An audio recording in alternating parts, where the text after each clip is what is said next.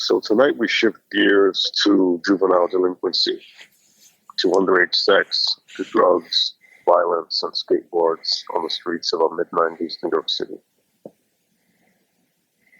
Tonight our film's shot in a cinema verite style. It feels voyeuristic, reverent, chaotic, and real, like a documentary or a part of an emergent thing called reality TV, but tuned to the channel of teen exploitation. Tonight, it's 1995. It's Larry Clark's Kids, RickRamos. You know, this is a film that's been sitting. It's sat in the culture for the better part of 30 years, and it's a film that is both revered and reviled, and I think for good reasons on both accounts. But we're going to spend the next 45 minutes, hour, talking about the movie itself. And we're also going to look at reflections on the movie in another episode. And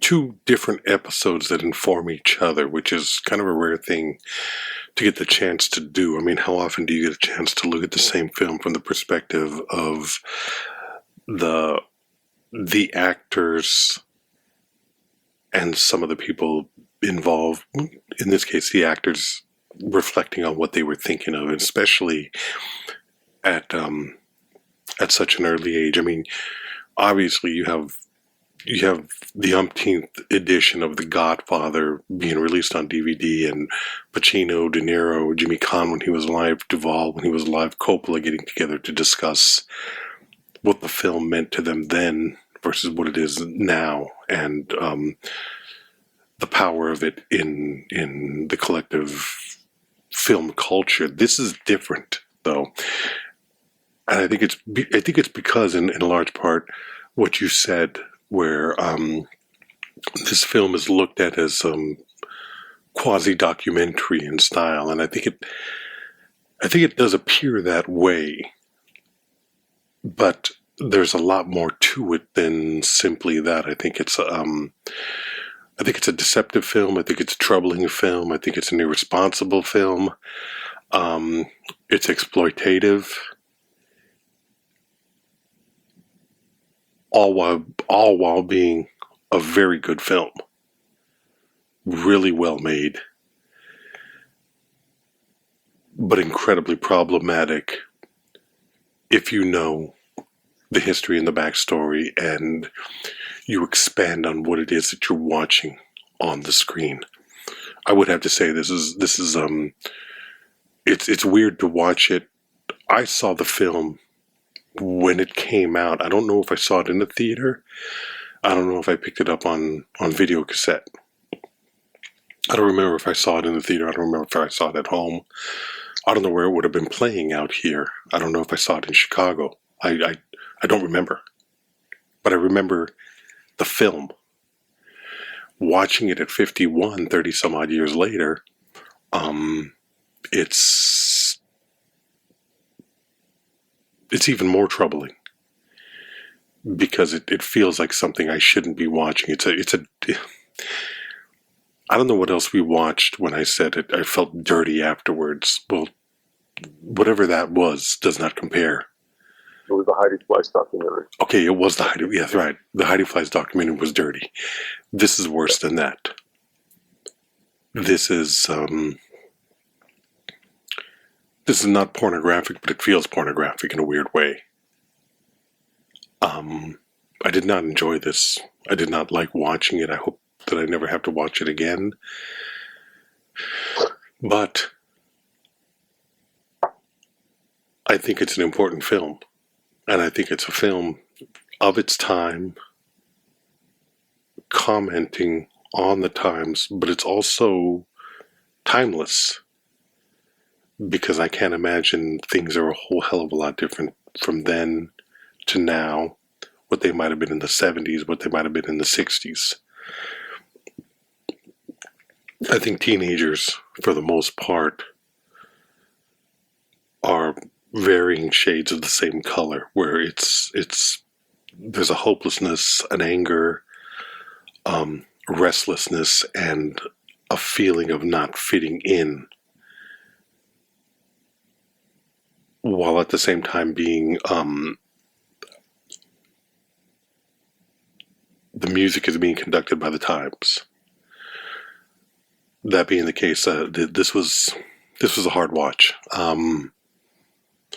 What I find interesting in this conversation that we're about to have is that I was 20 when I saw this film. You would have been closer to the age of the kids in this movie. Yeah, I was their age. Yeah. Were you watching it? Did you see it then? Did you see it in the theater? Did you see it on video? Was it years after, or did you see it at the time? That's really because I was I rented the film. Yeah. So I don't know if I saw it in 95 or if I saw it in 96. I don't know. I saw it soon enough after. Yeah. And I rented it at, so you remember having like multiple video store accounts or whatever? Yeah. Because the corporate stores didn't carry it.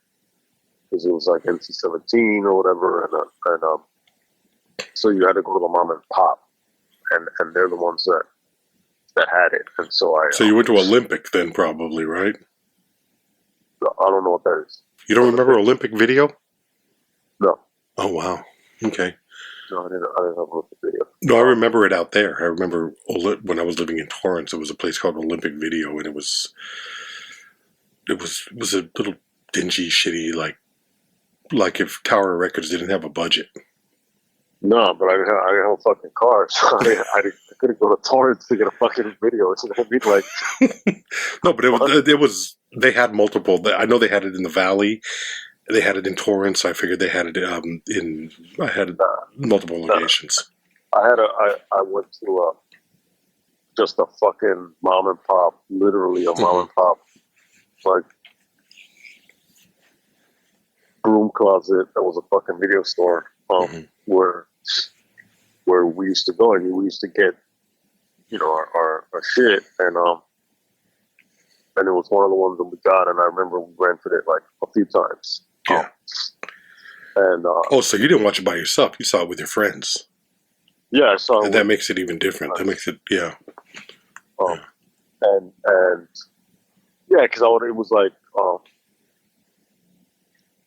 couple friends that fucking like are still to this day, my friends, and yeah, we like grew up together and we're watching these fucking movies, you know what I mean? And a lot of movies, especially movies from this era, passed through those VCRs, you know what I mean? And then later those DVD players, you know what I mean? Like, it was Spaces of Death, and I've talked about this, and I'm going to continue. Doom Generation, Seven, Heat, all the movies that were coming out that year or had come out or would come out, Dazed and Confused, but, it was a mixture of like real fucked up shit, classic stuff, teenager shit, and so I was there, you know what I mean? It's different because, like, yeah, to be 20 and to look at it, maybe, like, I don't know if you would have looked at it and said, like, for example, when I was 20, I could have looked back on this movie and there would have been a difference. And I think, and the way I put those little mini cultural differences is because of music. So I don't know what it was like for you as a 20-year-old. We'll get into that. For me, I'm 15 years old. The context, if you think about it, for those of you who weren't there or don't remember it that same way, this is still like MTV. This is 95. It's 95 and it's MTV, but it's post Nirvana in my head, right? Because he dies in 94. His anniversary of his death is a few days away. It's post Nirvana, so rock is shifting, and so I'm already in my head as a 15-year-old. I'm starting to look backwards at rock, but Nirvana was already a big piece for me. And in my kind of behaviors and my teenage things, indiscretions and shit like that. And that year, I'm going to be going to my first rock concert, which is going to be Robert Plant and Jimmy Page from the reunion. But I'm reading about psychedelics. I'm reading about Diary of a Drug Fiend, Alistair Crowley. I'm listening to Velvet Underground's Heroin. So I'm watching this movie, and I'm curious, but I'm also like, I'm already doing it. And so the film that I'm watching looks crazy, and it's very New York, but it's part of my high school experience already. The thing is that I have the privilege of not being in the street. I have the privilege of like my house, my friends, like the apartment, my friends' homes. We have food, but we're still fucking up or like fucking around. You know what I mean? Yeah. The groups around me, they weren't skaters though. They were like the stoners. It was more rock inflected. So music was more central to our identity than the identity of these kids in this film. These kids are like central to their identity in skateboarding. But if you swap out the skateboards for guitars and records and tapes and CDs and all that shit, like those are my friends. And it's also not like a big, huge group of people because I was more like loner with a few friends here and there, and then books and writing and books on occultism and then movies and so it's I felt like because even my friends and I were like, these kids are stupid. We did stupid shit because we're that same. When you're that age, you do stupid shit. But we felt that we were smarter than them. But all the fucking behaviors, it wasn't that exaggerated, but I mean, there were elements of those behaviors, obviously. Like,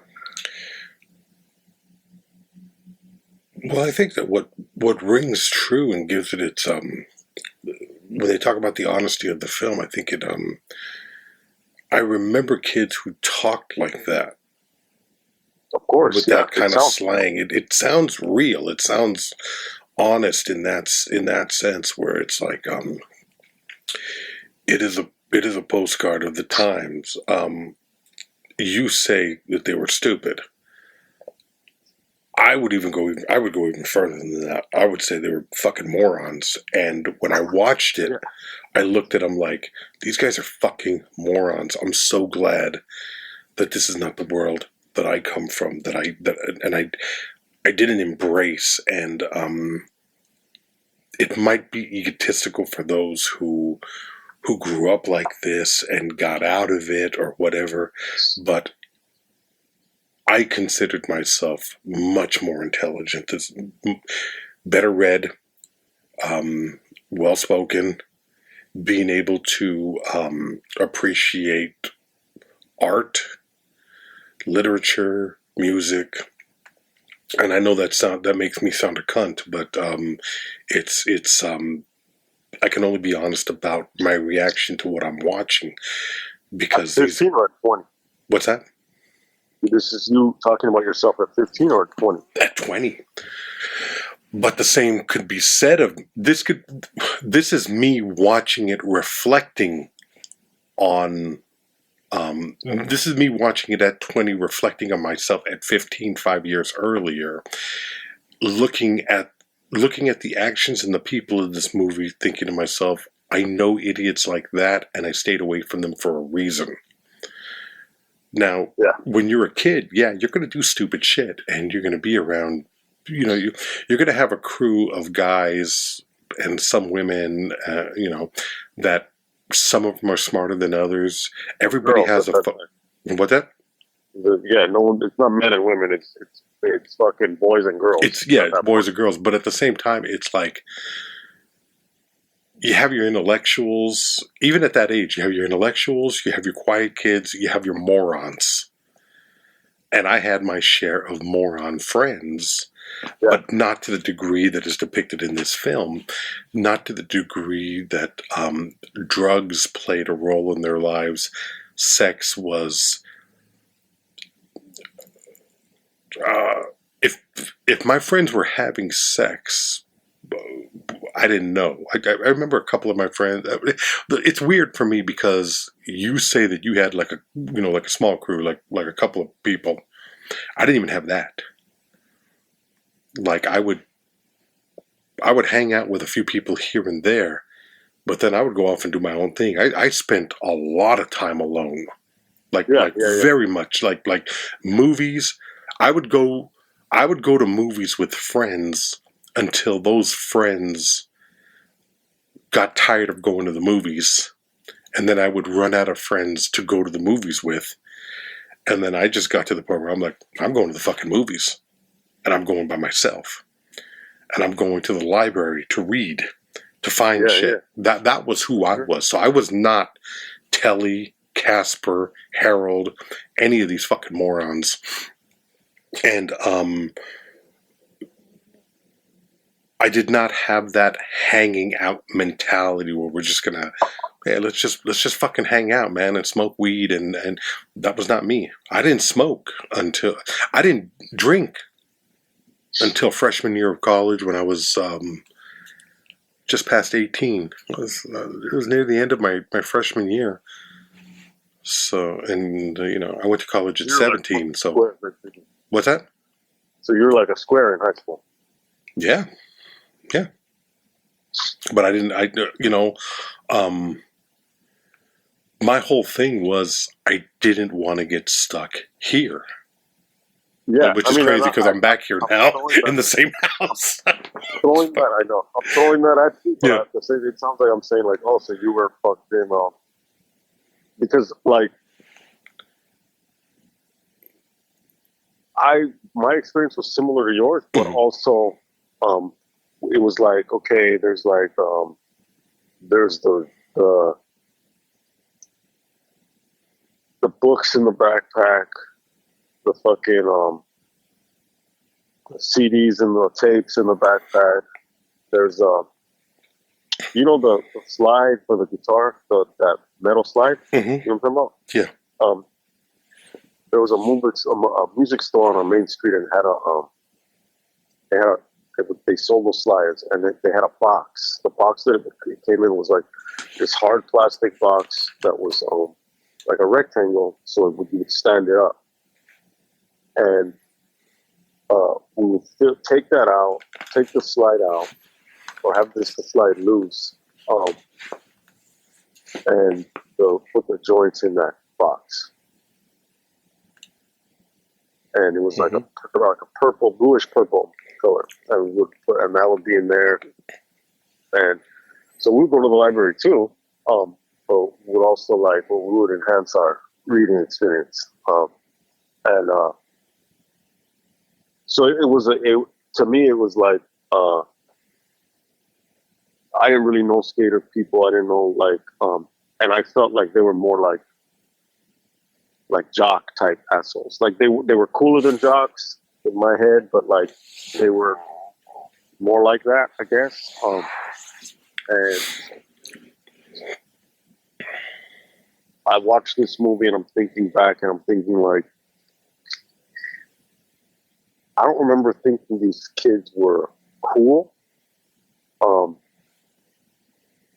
because there was a normalcy to juvenile delinquency, because it was just kind of like, that was accessible.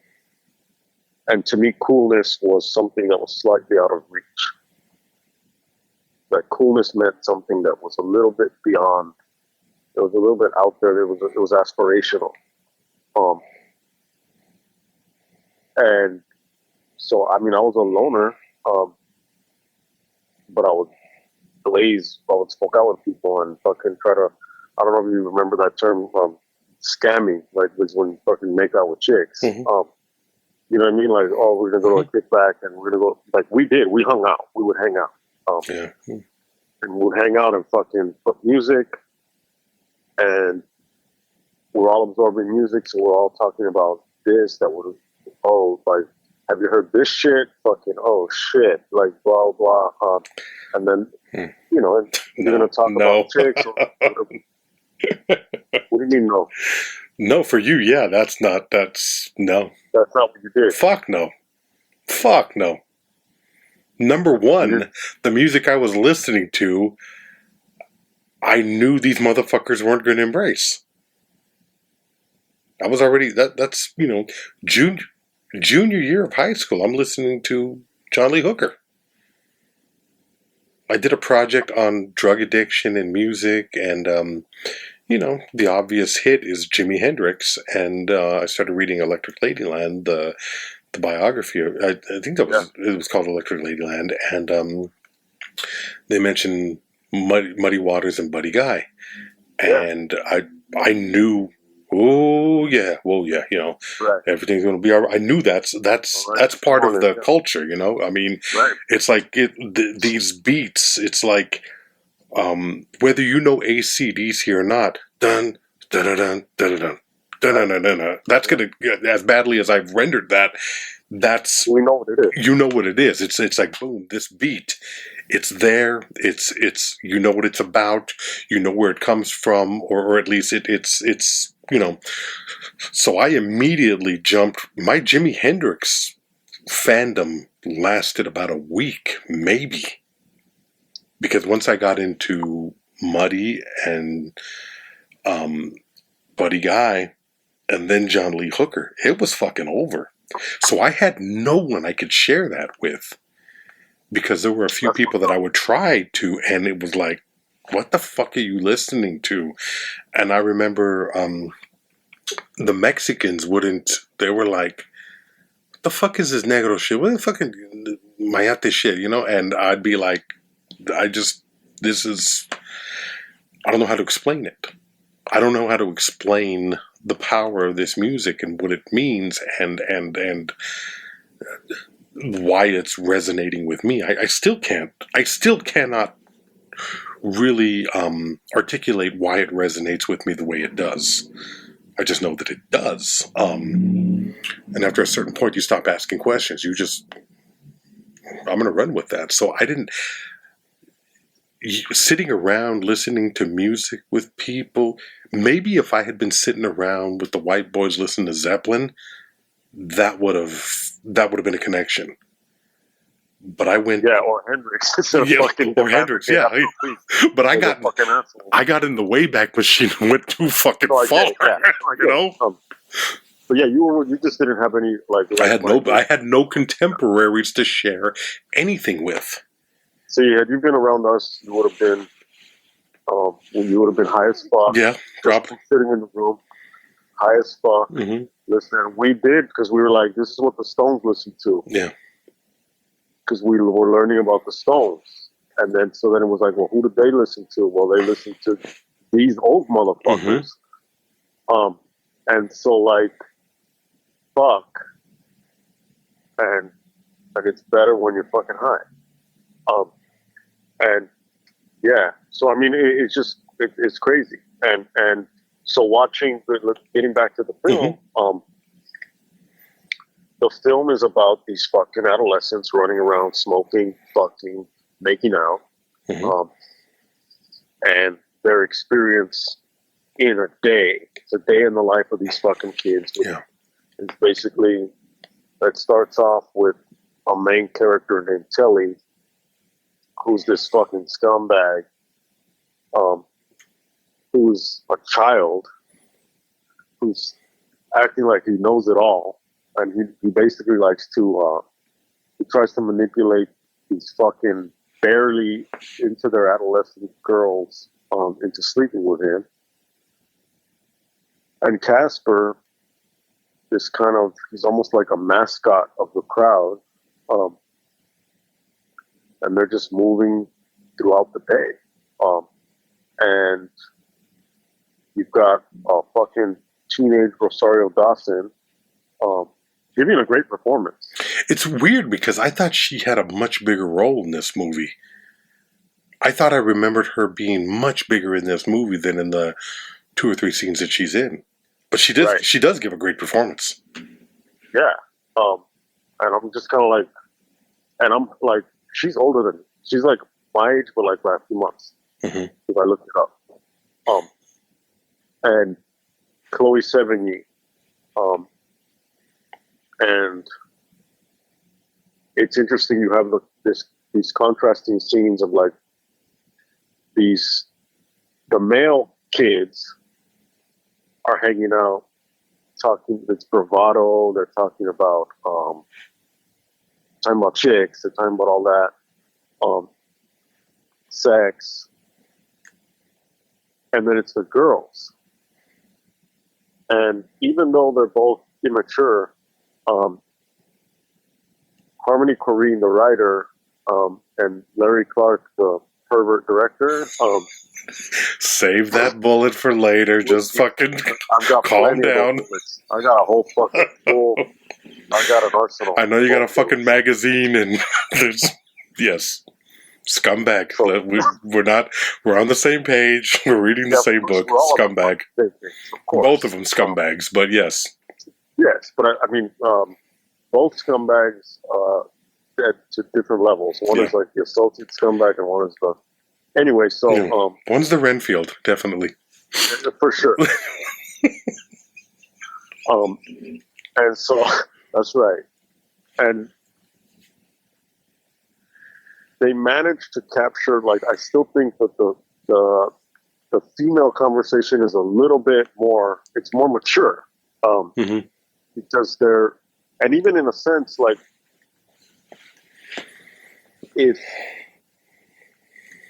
it's sad because if you were to bump all these people into adulthood, I feel like some of the same points would still be there for the now women, and in that sense, like there's an empowerment. Like, think of like, I love sex, like whatever, like versus society is saying, oh, the slut shaming and all that stuff. Mm-hmm. But the sad thing is that if it were dudes and you added 10 years and they're 25 and they're like still those guys, they would still be just talking about fucking like, oh, tits and ass and you know what I mean? Like, there's like a lack of maturity. And I think another sad thing is that this just really shows like kind of a cross section of like society in general. And to come off as even more of a fucking snob, it's just kind of like most people aren't fucking that, like they're just kind of basic. Yeah. And these are basic adolescents. So you already have a lack of maturity. They have a lack of fucking structure. That's the fucking Gen X latchkey fucking shit going on. So like the parents are either at work or all fucked up on their own or whatever the parents are that isn't there. The kids are left to their own devices, either after school or they ditched or whatever, or they dropped out. And it's not that crowd of the kids fucking hanging out listening to music or reading books or whatever the fuck they're doing, or it's not that. I mean, and there were other kids that were obsessed with video games. Like these kids are not; those kids are not represented. They're definitely not the kids that are on the fucking football team who are into that. And it's not the geeks, and it's not the fucking gangsters. So, because to me, I think of like those extremes. Like, to me, the extremes on the one end, it was like the kids who were like super into studying. Like, I didn't fucking do homework. And I didn't read fucking my assigned readings in fucking high school. I read what the fuck I wanted to read. And like, whatever. But I was reading. I was like, oh shit, like these people were into, Timothy Leary, the 60s. Oh, well, let me go look at that shit. What's the books that are available to me at the library that are Timothy Leary, because, and those are usually kept at the reference desk because people steal them because teenagers tend to steal those books. Like if it involves drugs, those aren't on for the most part, at least in the libraries that I grew up in. For the most part, those aren't like it. The Satanic Bible isn't going to be out there because it's stolen. Some kid stole it already. Yeah. Certain books on like serial killers or some shit like that, they stole it, and it was probably me. Books on witchcraft, books on the religion ones, they didn't steal, so I would get those. But these kids are not doing that. These are just basic ass kids having sex, exploring, getting involved in fights, violence. It's amped up, but at the same time, like, yeah, I knew people. I mean, like, I lost my virginity to the fucking Incesticide Nirvana album, and that had already come out. He was already dead by the time this movie comes out. So, like, I was doing fucked up, like, my version of it too. But it didn't seem as, looking back on it, it doesn't seem like it was as chaotic and cinematic as cinematically chaotic as it was as this film is. Yeah, well, and then you have the No, go ahead. I'm sorry. And then you have the aspect of it. Spoiler alert on this fucking decades-old film is you have the specter of AIDS, and it was a real. Yeah, I mean, at that point, Magic Johnson had already like announced. They had been like 4 years earlier. They had announced that he had AIDS. Freddie Mercury had died of AIDS already. Eazy-E had he died that same year. So I don't know what month, like depending on when I saw it or whatever, but he would be dead by year's end from AIDS. Mm-hmm. And so it was like, fuck. But at the same time, like in high school, I went to a high school that was focused on like meds, like wanting to go into med, which I didn't. But I went to like two of my friends got in, so I went there. And so I mean, we knew that AIDS, like you can't get it from like hugging someone and all that shit. Because I was also like, the after school specials were making it like a thing to let people know, like to inform. But in the film, that scumbag kid is HIV positive, going around exposing all these girls, virgins, to AIDS. I mean, to HIV. Chloe Sevigny's character goes to the clinic because she's accompanying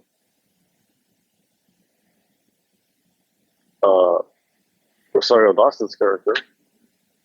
Rosario Dawson's character is already fucking like had anal fucking multiple times, fucking like different partners, but she can't. She's like, like two times this, 2 times with condom, maybe, I don't know, blah blah. She's negative. Chloe Sevigny has had sex one time with Jenny, the thin character, one time with Telly. The Telly character, positive. So the rest of the film is her trying to find him. Ultimately, they're at a party or like a house party. I guess a kickback or whatever, you know. And he's fucking some other chick.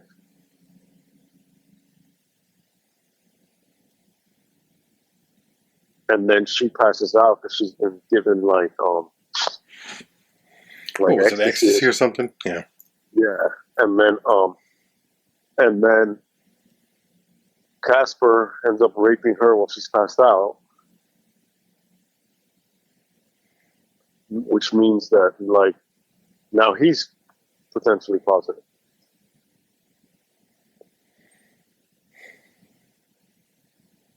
And it's just like, and he wakes up, and it's the morning after, or and he's like, "What happened?"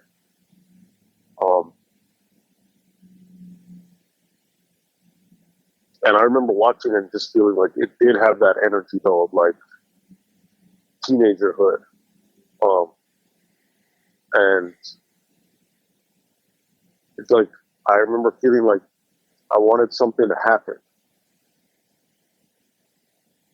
Like something to break out of the.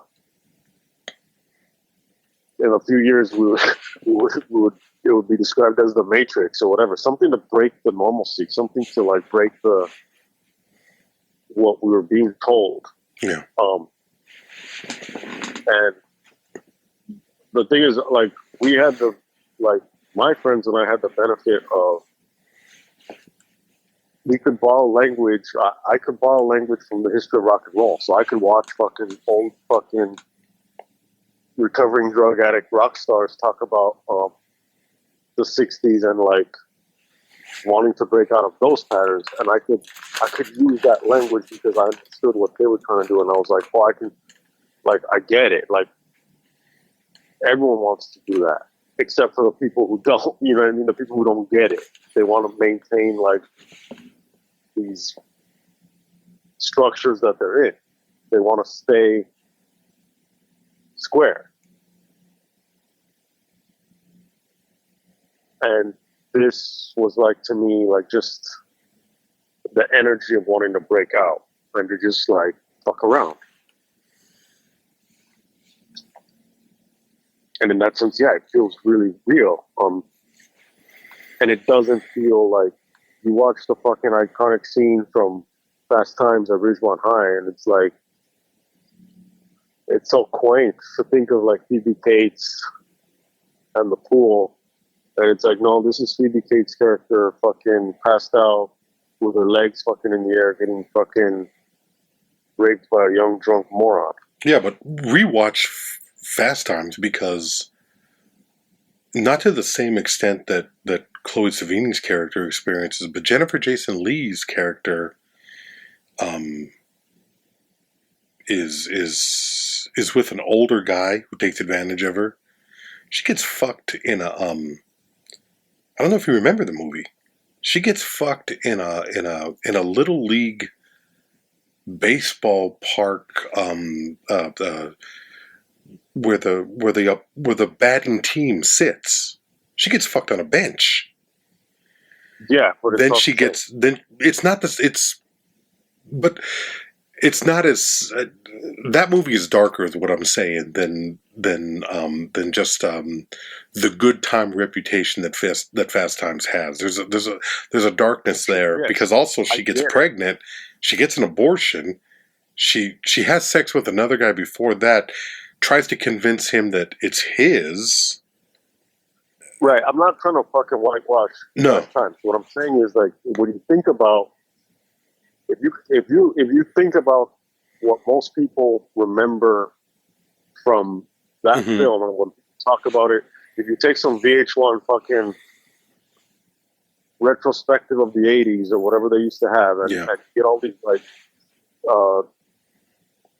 stand-up comics that aren't doing anything else that they put to talk about that. Yeah, I remember that. They're gonna talk about fucking that scene. Yeah, they're talking about the Judd Reinhold jerking off to the fantasy of Phoebe Cates coming out of the pool in the red bikini. Yeah. If they're not gonna talk about Fast Times is about how Phoebe Cates' character gets pregnant. No, Jennifer Jason Leigh. Yeah. No, I know what you're saying. You're right. You're right. It's almost like, to bring up Fast Times. Fast Times is almost like an after school special versus Kids, which is a horror story. But it's a horror story based in reality. When I watch Kids, there's nothing about it that seems false to me. But it is exploitative. It is because there has to be something else in these kids' lives, and they have to be on some level deeper. All of that shit that you see is real and truthful, but I think there's something there that is ignored. And it comes out in the documentary to a degree. We'll talk about that in the next episode, and I'll be able to make my point without getting too far into it right here. But like the skate, it becomes clearly apparent that the skate culture thing is important in the group of kids that were pulled to create this film. But the importance of skating isn't even really touched on in this movie. It's just that they're meeting up in Washington Park where all the junkies and the gangbangers and the weed heads and skaters are. But there's no sense of the importance of skating to them in a way that it would have humanized them a little bit. And I don't think you need to make excuses, but that is there, and Larry Clark totally and completely ignores it. Larry Clark and Harmony Korine completely ignore it, which I think is troubling, seeing as how they were in a way predators that befriended these kids and found out about the world. So all they did was find out the worst aspects of it in order to make their movie that was going to shock and frighten people. Titillate. Yeah. Titillate. Very good, yeah. And that's why both of them are scumbags. That's why both of them are... in one aspect, it's an incredible film in what it does capture. But I can't help feel that it's missing something. And it's... because I do honestly believe...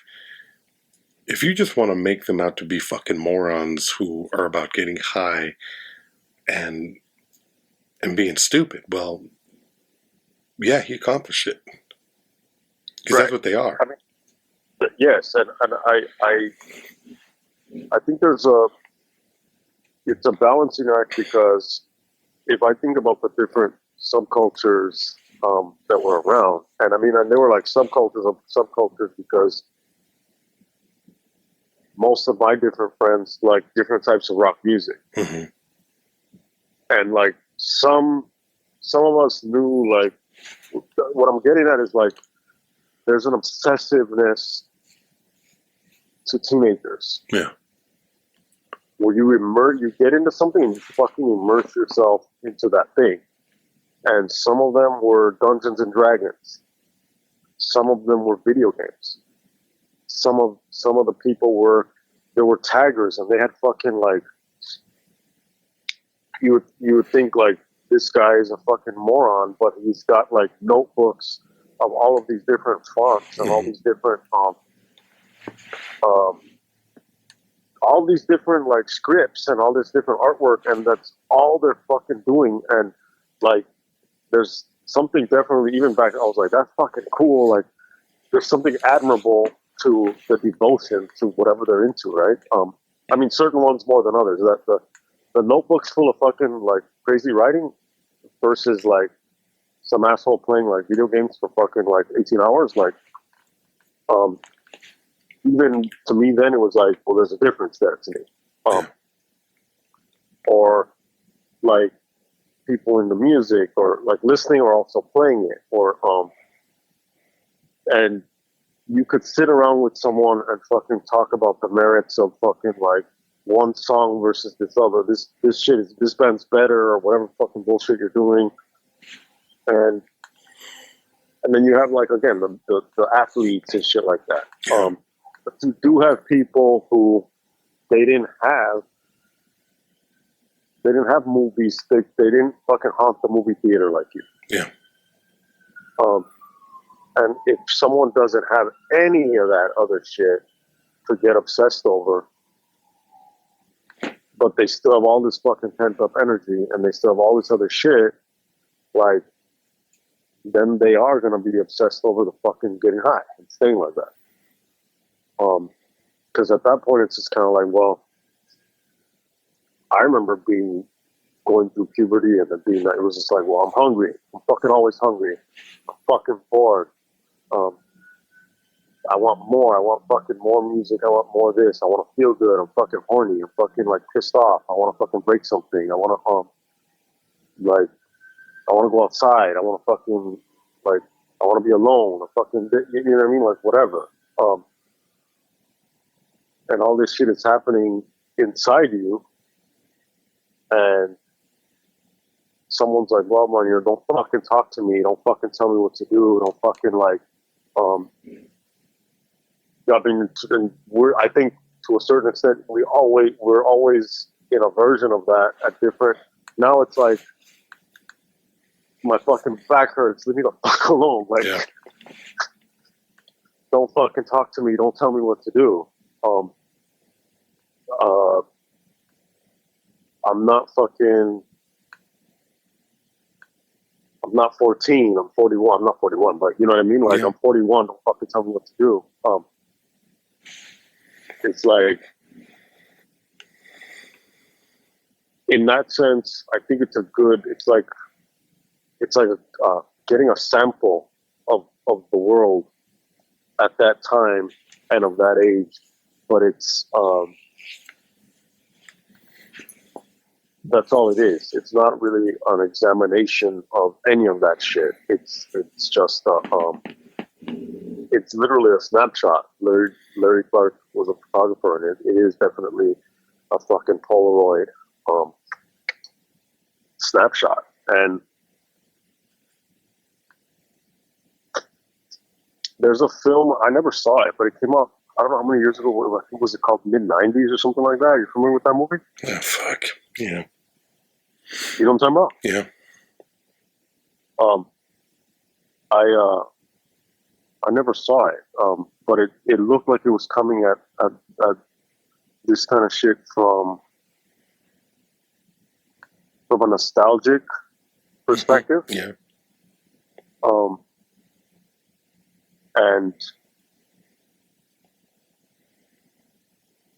I don't see this as like, kids to me doesn't look like something to be nostalgic about, except for its place in the many things that I was experiencing at the time that I actually do think that I'm nostalgic about. Does that make sense? I think so, but I know you shouldn't compare films. You should be careful, or at least you should be careful about comparing films. And I think if you look at Larry Clark's Kids versus Richard Linklater's Dazed and Confused. And I was watching them both. Yeah, and Dazed and Confused is obviously a comedy, but I don't think it's a broad comedy. I think it's a comedy of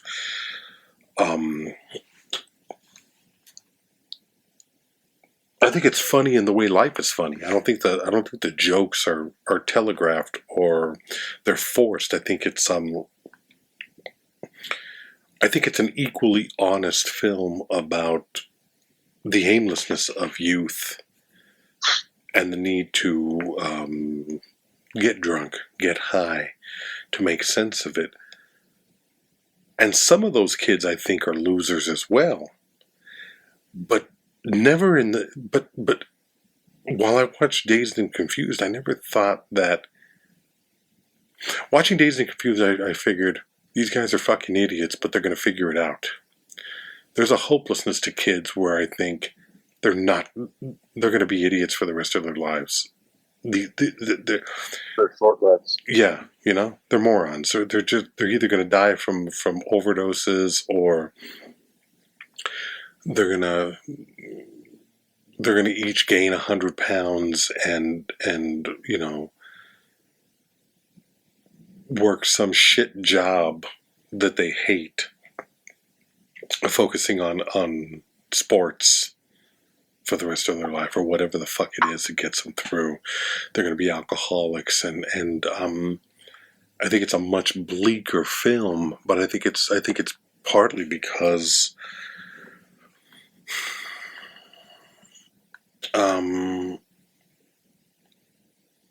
I think the fact that Clark and Harmony Korine focus 3/4 of the attention on Telly and Casper and the boys, I think that's a mistake because they are idiots. And the girls, however misguided and stupid they are at the beginning, there seems to be a more, I think you're right, there seems to be a more mature and weightier story there. Yeah, and their stories have consequences. Yeah. The males don't ever, we never see consequence. And I'm not looking for hate code shit. What I'm saying is, like, there's never the weight of consequence, like potential. Not even that it has to be like actualized or whatever in the film. We never even see, even the girls are talking about, oh, I went to go get tested, and the guys are like, AIDS is bullshit, yo. Yeah. I don't know anybody who's died of AIDS, and that's faggot shit. Right. And it's like, yeah, okay. Yes, exactly. Yeah. And then it becomes like, nah, but if I'm gonna die, I'm gonna go out fucking, yo. Yeah. And you're just like, yeah, it does capture that fucking the stupidity and the immaturity. Mm-hmm. Now, obviously Dazed and Confused is made in the 90s, set in the 70s, but it's still about teens. I didn't have a moral perspective on the film as I was watching it because I had the privilege of being a kid as well. Yeah. I mean, I knew it was like, oh fuck, because someone with AIDS, with HIV is like having sex with all these people. So we know, I understood that. And I understood that Casper was raping Chloe Sevigny's character. In the same way that other characters, there's this one chick character that's like, she's like, you like him like young. And she's like talking shit. At the same time, so there's that, but at the same time, like, there are things about the film that are funny. It's the way they talk, and even on this recent viewing, I was laughing because it was just kind of like, yo, those are fucking teenagers. Like, those are fucking teenagers. And I remember that kind of like mindset. And things that even like when one character sees another character's mom breastfeed, and then he's like, "Oh, your mom's tits look good, yo." Like, it's and then the other, he's like, "Shut the fuck up." Yeah, that's very real. It's the irreverence, the fucking stupidity, the fucking like. The focusing on the body part, like all of that shit is fucking real. And it's like, yeah, these are fucking dumbass fucking teenage dudes. And the last time I had seen this film was when we were talking about, a few years back, we were talking about the films that define the decades. Yeah. And I included Kids on my list. And so I watched it, and it was just kind of like, it had been years. It had been probably since the 90s. Yeah. And it was just like, I'm watching this film online. Yeah, you're flagged, motherfucker. I'm flagged. You know what I mean? Like, it was like that kind of like feel. Yeah. Like you talked about it being dirty. It was like that kind of feel. And so, like, looking at the film, we'll get into the next one, and getting into the next one, there's a sadness. Yeah. Still looking at it here, it's still the party. It's still the party without the hangover.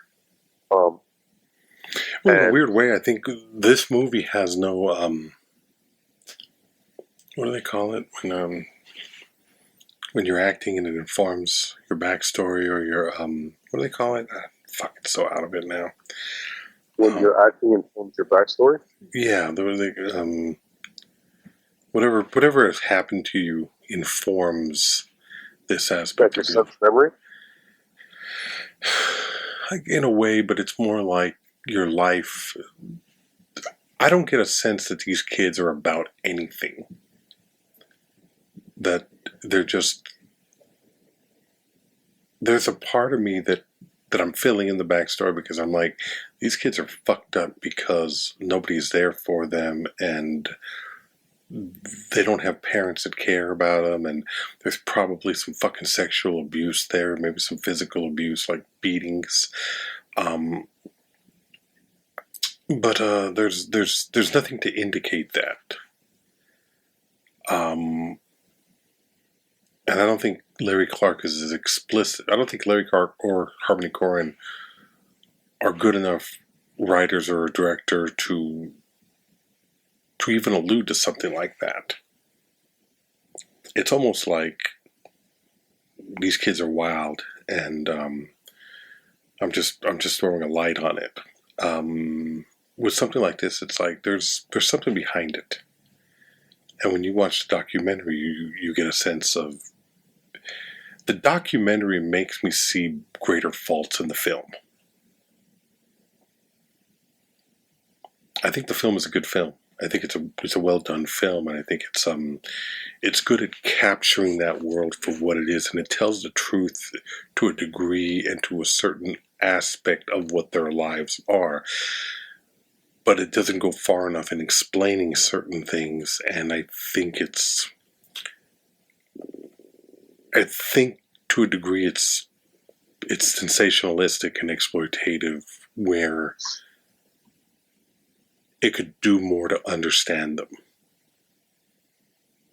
What's there is good, because it does reflect the way kids behave. But when you paint somebody as an idiot, it's hard to imagine that there's anything else motivating the action. And I think even calling somebody an idiot and a moron, which I think is applicable here, it shortchanges the reality of what has put them in this place. Yeah, in that sense, you're basically saying that they're dehumanized because they're like these empty vessels. Basically. Yeah, and I think it's Harmony Korine and Larry Clark taking advantage of it and really exploiting everybody. And I think it's clear and apparent, and I think you'd have to be fucking blind not to see this predator motherfucker going in there and using these kids. So that's a discussion for another episode, though, which we're gonna do. Yeah, this is kids in their either natural or unnatural fucking habitat of Washington Square Park in Lower Manhattan in 1995, skating around, getting high, getting into trouble, fucking, and being wild, and somehow not free, though. You know what I mean? Yeah. It's a slice of teenage pie that we're going to start looking at. And it's definitely one of those, as I said earlier, one of those Polaroids. It's just that the Polaroid is a little bit gritty and a little bit blurry and not as not